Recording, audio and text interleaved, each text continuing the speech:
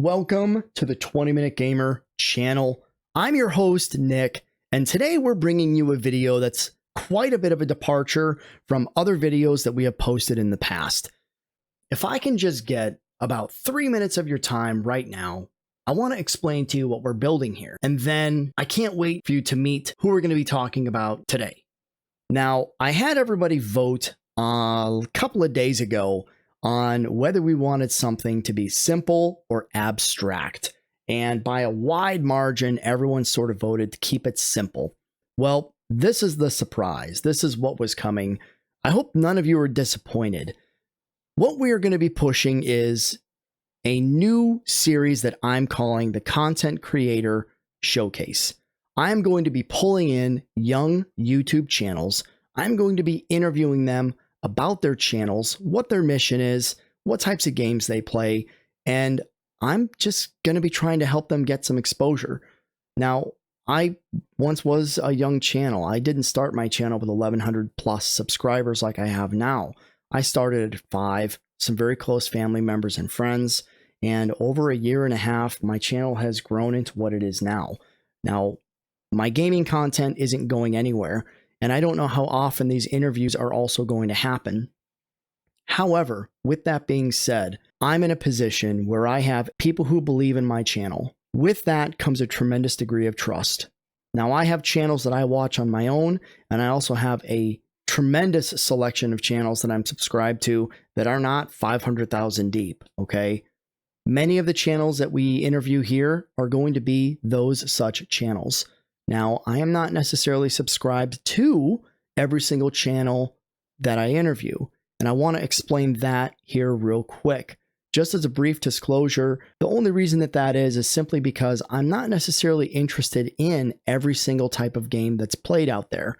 There may be a content creator that I'm able to interview who has a tremendous panache for Japanese style games, and I'm looking at games like maybe Persona or God save me, it's because it's in my ads everywhere I go, but Honkai Star Rail and Final Fantasy, maybe even fighting games. Maybe there's someone out there who really loves DC's Injustice, Tekken, Street Fighter, Mortal Kombat.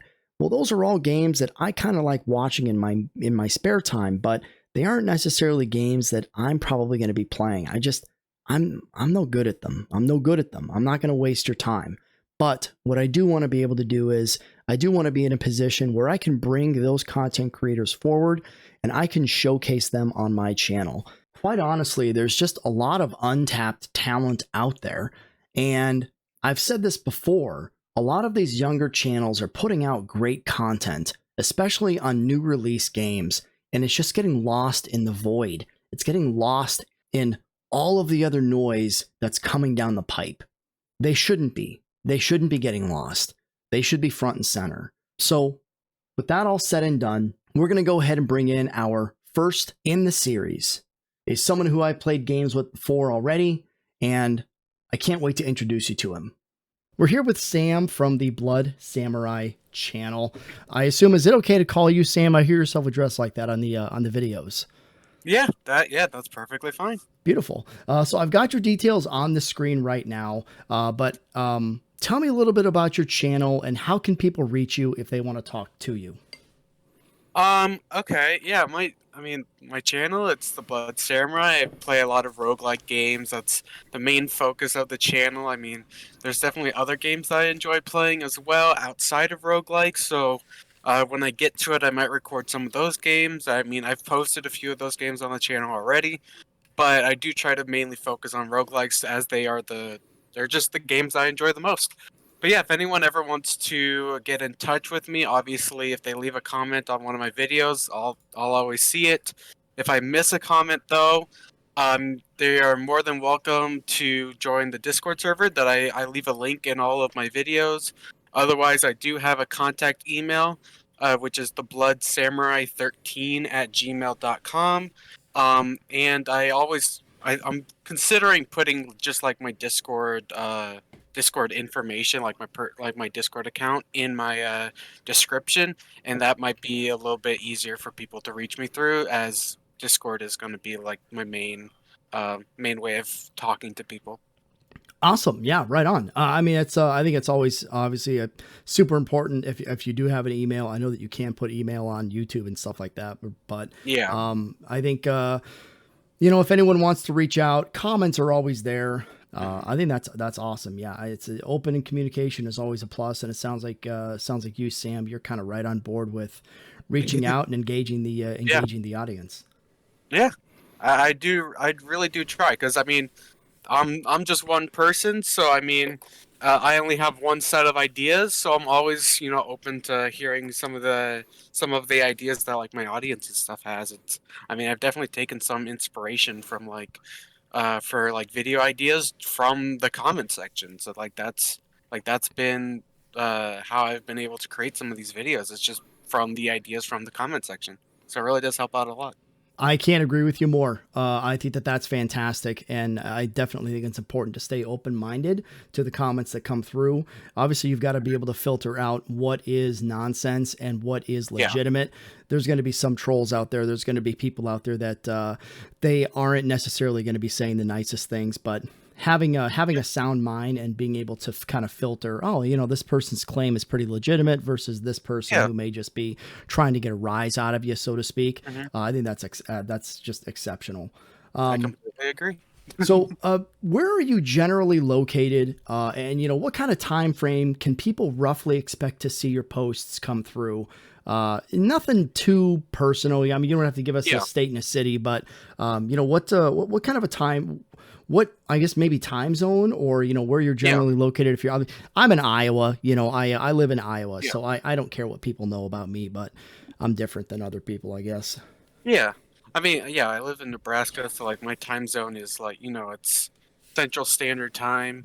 The times I normally try to post, sometimes I get a little busy or something comes up. I can't post all the time, but generally I try to post every single day except for like over the weekends.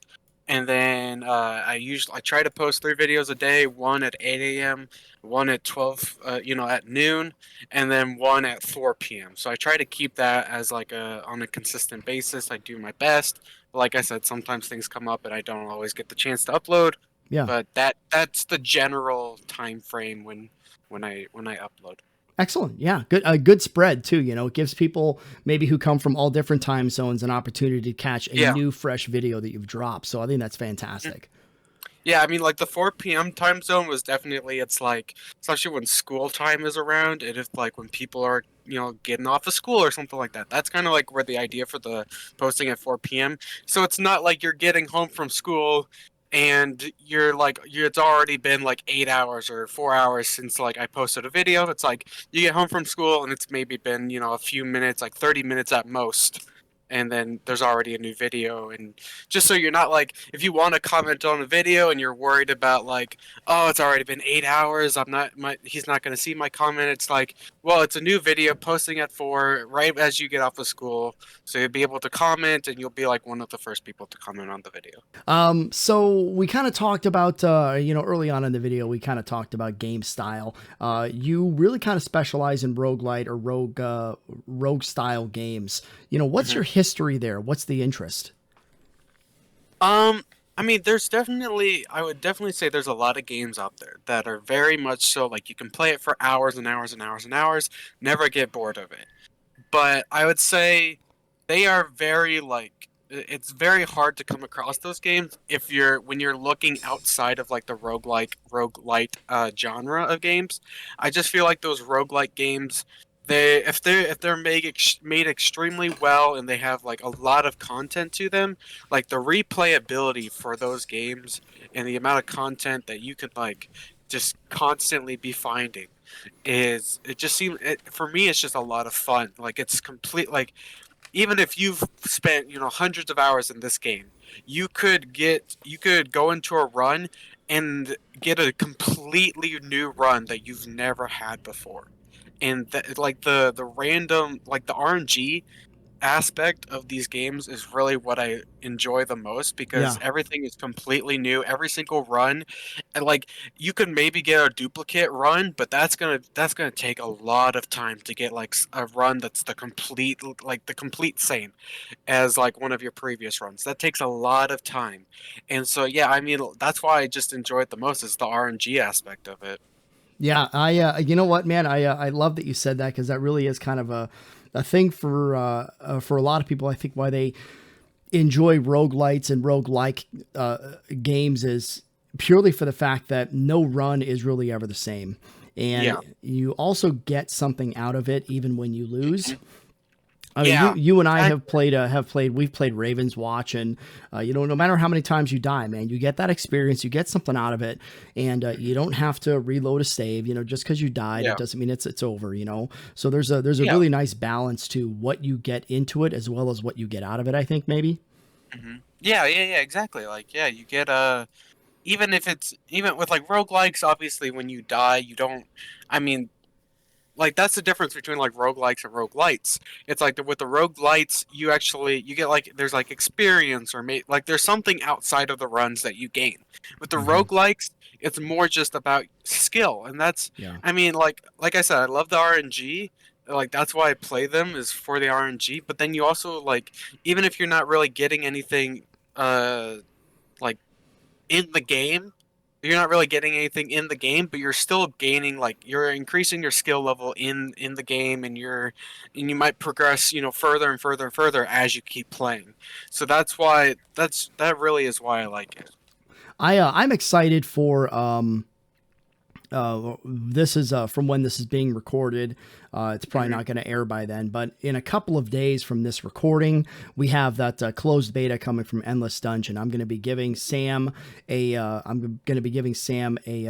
buddy key for Endless Dungeon. I'm excited for you to try that one. I think Endless Dungeon is one of the freshest roguelite games that's going to be releasing for 2023. I think it's going to be the roguelite game of the year personally from my perspective. So I can't wait to get your feedback on it and kind of see what you think about Yeah. it. It's a mix between tower defense and roguelite. So as you're kind of playing through, you get resources, you build towers, you have waves. So you have horde defense, you have roguelite aspect. When you die, you still get something out of it.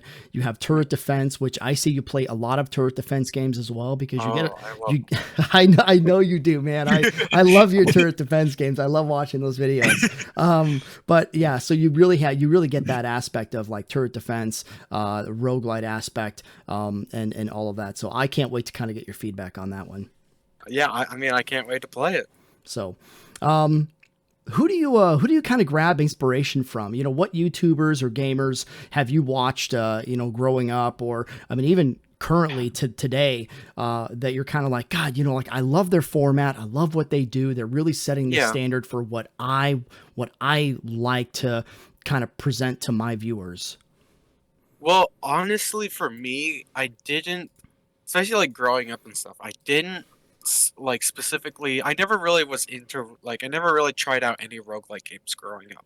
So that's kind of like where I branched off as I got like older and stuff, as I started playing more roguelikes. But growing up, I watched a lot, I played Minecraft like basically from the time it came out. I played Minecraft and like I still play it a lot today. And so like trying to like find mod packs or whatever for Minecraft that have like that roguelike aspect. I love finding those. But yeah, I mean, I played a lot of Minecraft. I watched a lot of Minecraft YouTubers like Jerome ASF, Preston Plays, those guys. I've watched a lot of that. But then I would definitely say nowadays I watch more like roguelike YouTubers. I still watch Minecraft obviously, but I definitely watch more roguelike YouTubers. There's one guy named Alexa. I watch Okay. him. It's OLXA. I watch that guy a lot. And then there's Retromation. I watch him a good amount as well. He plays a lot of roguelike games as well. And so yeah, I mean, there's definitely like I said, like growing up, didn't really watch a lot of roguelike guys, but nowadays I definitely watch a lot more of that and take a lot of inspiration from those guys now. Nice. Yeah. Awesome. That's I think, what's crazy is I think that for me personally, when I'm looking for a channel, I guess I love seeing YouTubers like what you do. I mean, Splattercat is a YouTuber who I've been watching for. God, I've been a subscriber of his for God, like 9 years, 8 years, as long as he's been around. Back when he was doing DayZ stuff, I think I've been watching him. But I love that he kind of has a format like you do. I like that he kind of runs almost a new video every single day. So I love Yeah. that kind of stuff. And tell me about you. Nothing necessarily overly personal, but just a little bit about your gaming history. And considering that, when did you eventually just look in the mirror and realize, I want to build a YouTube channel. I want to bring my passion to other viewers. Like when did that Yeah. decision happen? So kind of a two-part question, but Okay. what do you got? Well, I mean, I'm definitely probably a lot younger than a lot of people uh might believe, but when Minecraft came out, I was like 6 years old. And like from that point on, I've just been playing it. Like I never genuinely, like as soon as Minecraft came out, like I got the game, I played Minecraft Classic, and like Minecraft was like the biggest, was just like a massive thing for me, where I would spend hours and hours and hours a day playing that game. From the time it came out, like I would like get home from, like I'd go to school, I'd be playing it in the morning, and then when I got home from school, I'd be playing it until I had to go to bed. Like that's how much I just, so like I would say from very early on, I was definitely a gamer. But then I there's like as I got older and stuff, obviously became like a teenager and stuff like that. I started going into more of like the multiplayer aspect of Minecraft, and then I met a lot of people through like Minecraft servers and made a lot of friends. And from those friends, one of them had a YouTube channel, and he had like, almost, he had like 900 subscribers. And I was like, that's actually, I mean, I've been watching all these people play these games and I never even considered becoming a YouTuber, but like I would love to make content that people enjoy. I would love to do this. I would love to be one of those people that a kid, there's a little kid who is going to school and he or gets home and he's excited to watch one of my videos. I would love to be one of those YouTubers that can do that.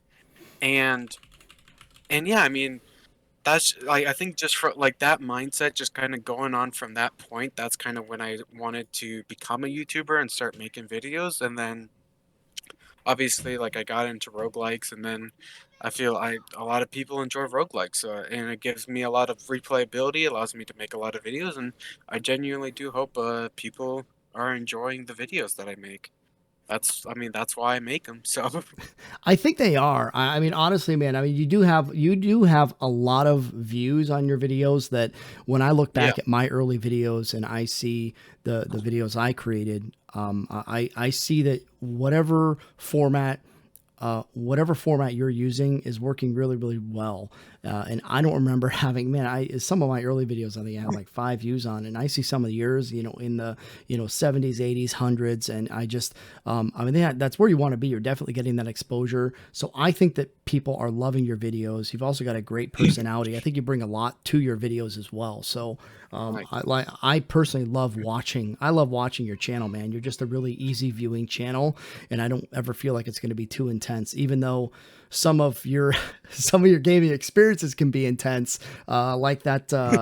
Whatever that car one. It's like a Grand Theft Auto oh Carmageddon yeah, mashup. the Holy gun car. yeah, dude. Holy crap, man. Watching some of those videos and see it's wicked intense. The car looks horribly it does not look easy to control. But It you wasn't. kill it, man. It was not. You absolutely kill it. I think you do a great job with it. So, Jeez, Nick, you're giving me chills here. I really appreciate it. I hey, really do. man, it's believe me, it's all on this side of the table. Um, so what do you want to grow into? What's your end game with Blood Samurai? I mean, genuinely, like, I obviously number one priority is just keep making videos that people are going to enjoy watching. try to grow the channel to gain more exposure. Like just anyone who anyone who's looking for these types of games, they can they can get my channel on their recommended and be like, oh yeah, I enjoy watching this person. Like I just like that's obviously priority number one is to gain exposure for my channel so that more people see the videos and hopefully more people that enjoy those types of games can come to my channel and be like, hey, I love watching this guy play these games.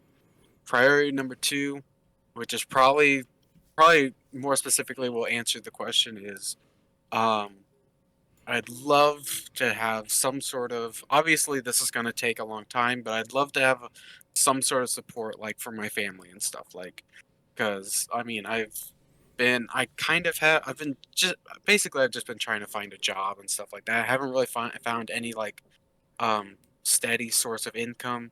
So Yeah.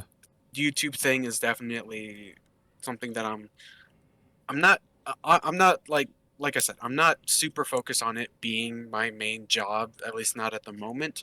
But I'm hoping maybe in the future that can definitely be the main source of income and stuff for like my family and everything like that. Like that's I would say that's definitely the end goal, but I know it's gonna take a lot of build up to get to that point. Excellent. No, I think that that's incredibly admirable. I think family should always come first, and I think that I think you've got a good head on your shoulders for thinking that way. So I think everyone listening as well would also be willing and able to offer the support if they were available to.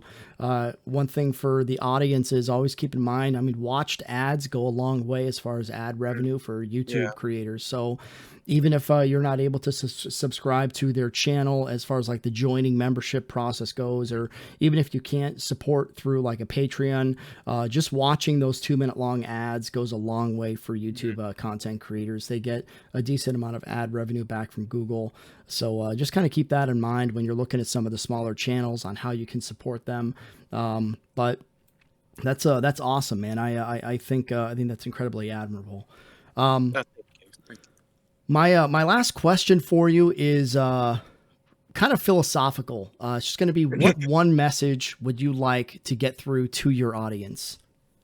That's a yeah, that's a hard question. That's a really good question though. I mean, not I honestly I would say my main message that I would love to share with everyone is just to I mean, I feel like it's gonna be cheesy, but just like be nice to other people genuinely, because it's like because like specifically for me, it's like I don't I'm not from like a rich family by any sense of the imagination. Like I still currently live in like a trailer park. Like that's just like I mean like we're not poor obviously. We have some things, but we're not we're not definitely in the middle class. We're not quite there. So I would definitely say it's like if you see someone out on the street or you just see someone driving by or whatever, it's definitely like you wanna just be like nice to other people. Don't immediate try not to like obviously we are immediately programmed. If we see something then we immediately make an assumption. Try to I mean, just do your best. Just if you make an assumption about someone, kind of think like maybe second guess what your assumption is, maybe try to see it from their point of view, kind of take a closer look at that person and just try to empathize with other people and what's going on and kind of think about what could be going on in their life and just yeah I mean like just yeah be as nice as you can to other people. I mean if you let one of your bad days control how you feel, then you could be ruining someone else's good days. And I think I said this in one of my videos. I don't think I've posted it yet, but it's definitely a video that I want to post soon. But I said that when you're having a good day, if you let's say you have one bad day, right? And you let it control how you feel that day and you kind of take that out on someone else, not only could you potentially be ruining their good day, but then in the future when you have a good day, you'll be able to think about on that day is, I well, on my bad day, I really, really I was just really mean to other people in my life. And it'll and it could potentially, like, your bad day in the past could ruin one of your future day, like future good days. And so it's ruining like one of your future good days. It could be ruining someone else's good days, and it just, try to, yeah, like I said, it's not the easiest thing to keep like a positive attitude, but like just saying one nice thing to someone, it could really go a long way. Beautiful message, man. I absolutely love it. Cause I think it's right on pace with my own philosophy, and I couldn't agree with you more. So my last thing for this particular string of questions is everyone I interview does get a copy of a game of their choice. Now gonna have to find a way to make this fair to everybody. Of course, I know some people are gonna pick, hey, there's a free game on Steam that I want, and I know there's going to be some people that want the $250 pre-order of Space Marine 2. So there are going to be limits to this, of course. But Sam and I have already kind of talked behind scene, and he picked a game that's on Steam. It's called Battle Grid. You're going to have a copy of the game before this airs, so we're going to be showing some footage here right at the end during this particular segment. But you said you've kind of played a little bit of Battle Grid already. Tell me a little bit about it, man. Why are you excited for this title? Oh my gosh, this is it, because it takes the aspects of like an auto battler, like where you have like there's different synergies, and so basically you build a team of mechs. Yeah. And the way it takes the auto battler aspect is in auto battlers like Dota, I think it's like Dota Lords or Dota Warlords or whatever the game was that was really popular. It was an auto battler, and each character on your team had like 2 or 3 different specific aspects that would synergize with other aspects that other characters that you could choose had. And in Battle Grid, all of the mechs have that. They all have they all have 2 aspects that will synergize and kind of make the entire team stronger.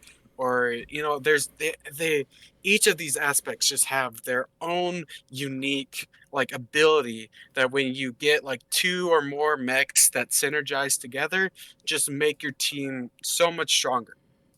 Then it also has it's also kind of like Vampire Survivors, where you're moving the characters around, and you're just defeating monsters, and there's bosses, and there's like relics that you can collect as well in each run. And then there's a roguelite aspect of it, where like you earn money after every run to put into upgrades. There's different planets that you can explore. There's just so much to this game, and it's only like $4. That's the thing that's the most mind-boggling to me, is it's $4, and there's so much content to the game. I played the prologue version of the game. Yeah. I was playing that for hours and hours and hours. Like, I was really looking forward to playing that game every time I played it. It's so much fun. Excellent. Check it out. If you haven't checked out Battle Grid yet, give it a view. Hopefully Sam is going to have some good tips and tricks for us on it. I'll be looking for that myself. I'm going to ask for your footage so that we can kind of put it on the back end here. All of his details are in the description of this video. So Sam, man, listen, I really appreciate you joining us today on this. And if there's anything that you need, jump out, reach out to Sam and let him know that, let him know he's got your support. So, any last words, Sam? I mean, I just greatly appreciate this opportunity. Thank you so much, Nick. I watch your videos as well. I love watching you play. I can't. Aliens Dark Descent. I love watching that. I actually got the game downloaded. I'm considering playing the game myself. Well, play it with the lights on your first go around. Okay, it's like me and horror movies don't mix, and so anytime my wife wants to watch a really, really scary movie, it's like high noon outside on a projector, and you can barely see the image.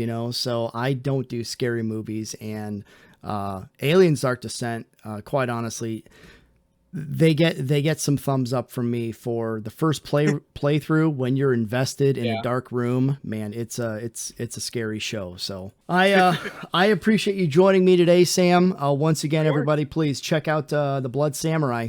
We'll see you on the next one. Okay, yeah, see you guys. Nick out.